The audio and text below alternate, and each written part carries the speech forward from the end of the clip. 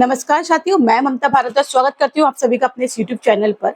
मैं अपने YouTube channel के माध्यम से आज एक ऐसा क्वेश्चन उठाने जा रही हूँ जो नॉट ओनली मेरी तरफ से क्वेश्चन है बल्कि उन सभी महिलाओं की तरफ से, उन सभी लड़कियों की तरफ से ये क्वेश्चन है कि अगर किसी भी लड़की को हरेश किया जाता है तो वो हरेश के लिए हरेश होने के बाद इंसाफ के लिए कहाँ जाएं। एक ही ऑप्शन हमारे पास होता है कि हम न्याय की शरण लेते हैं, यानी कि हम खुद एक जुडिशरी सिस्टम को मान के चलते हैं कि यहाँ से हमें न्याय मिलेगा, यही हम सेफ पॉइंट में जा सकते हैं। लेकिन तो ऐसा मुद्दा हो जहां पे खुद एक जुडिशियल ऑफिसर जिसके साथ हैरेसमेंट किया गया हो, उसी के सीनियर ऑफिसर ने, और उसके बावजूद उसे इंसाफ ना मिला हो, तो क्या है हमारी जुडिशरी, कहाँ है हमारी ट्रांसपेरेंसी और कहाँ है हमारी उस इन्वेस्टिगेशन रिपोर्ट की अकाउंटेबिलिटी। तो यहाँ पे मेन मैं जो बात कर रही हूँ, आज मैं उस टॉपिक पे बात कर रही हूँ।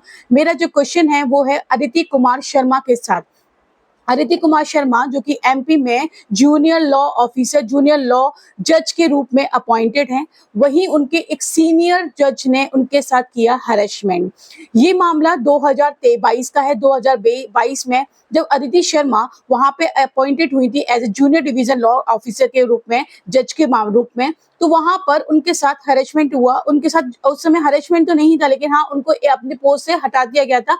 सिर्फ वहां पे कुल 6 महिलाओं के ऊपर आरोप लगाए गए थे कि ये लोग अपना काम बिल्कुल प्रॉपर नहीं कर रहे हैं, मिसबिहेवियर एंड ऑल की वजह से हटा दिया गया था। लेकिन अदिति शर्मा ने लगातार अपनी लड़ाई लड़ी। अदिति शर्मा और एक महिला और जो कि वहां पे जूनियर डिवीजन लॉ ऑफिसर थी, लॉ जज थी, उनको भी वहां पे अपॉइंट किया गया था, लेकिन इनका रीअपॉइंटमेंट किया गया 2023 में।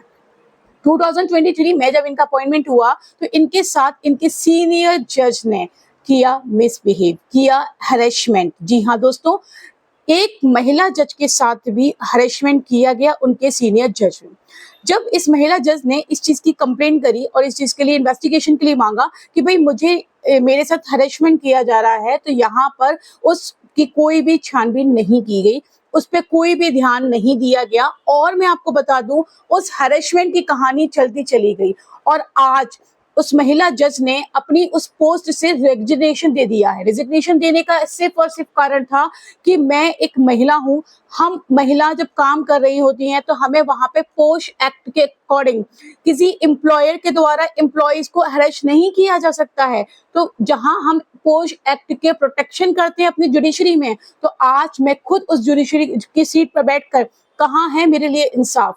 मेरे सीनियर ने मेरे साथ हैरेसमेंट किया और उस हैरेसमेंट होने के बावजूद मैं यहाँ पे अपनी पोस्ट से रेजिग्नेशन दे रही हूँ। लेकिन मुद्दा यहाँ पे ये है कि उस व्यक्ति को, जो मेरे सीनियर जज हैं, उनको एमपी हाई कोर्ट में, यस दोस्तों, एमपी हाई कोर्ट में उस व्यक्ति को, उस जज को अपॉइंट किया गया, यानी कि हाई कोर्ट में प्लेस किया गया एज ए जज।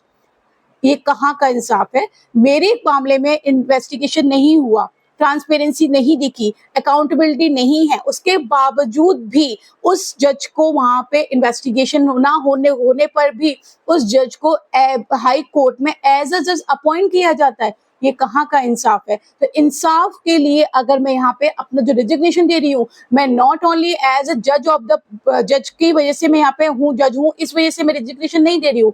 मैं यहाँ पे रेजिग्नेशन दे रही हूँ as a victim, as a हारी हुई विक्टिम जिसको खुद इंसाफ नहीं मिला, वो किसी को क्या इंसाफ दे पाएगी। मैं अपनी इंसाफ की लड़ाई को कंटिन्यू लेके जाने वाली हूँ। लेकिन यहाँ पे आज मैं जुडिशरी के ऊपर क्वेश्चन उठा रही हूँ। जुडिशरी के सामने लोग अपने आप को इसलिए लाते हैं कि हम यहाँ पे इंसाफ ले सकेंगे, वहाँ जुडिशरी में रहने वाले सिस्टम के लोगों को इंसाफ नहीं मिलता, तो कैसे मिलेगा उन महिला को इंसाफ। ये क्वेश्चन मेरा उन सभी महिलाओं से है, ये क्वेश्चन मेरा उस पूरी जुडिशरी सिस्टम से है और सुप्रीम कोर्ट से भी है। Thank you so much.